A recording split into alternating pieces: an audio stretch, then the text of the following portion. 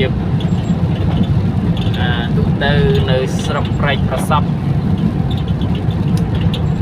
ឡើងកាន់តែឆ្លងចេញពីក្រចេះបាទពីវគ្គខ្លាំងទឹកលិចចិត្តដល់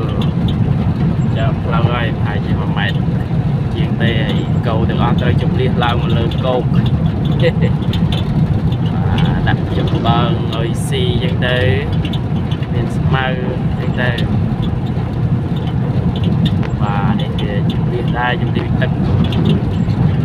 នះពីភាសឹកនេះជំនះចេញទឹកដោយសារសន្តិទឹកជុំវិញសបោះហើយ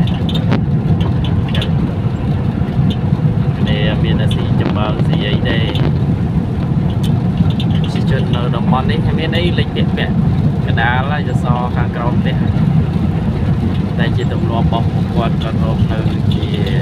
ច្រើនឆ្នាំមកហើយយើងអ្នកដំណើរឆ្លងកាត់ទៅឃើញទៅវាដូរនៅលើផ្លូវចងតាមចាំផ្លូវដាក់បាល់ចឹងទៅហើយបាត់ផ្ទះអស់ហើយគេអ្នកក៏ខ្លាំងចឹងវាជួបនឹងការជន់លិចតទៀតខាងក្នុងទៅចេះប្រែកប្រសព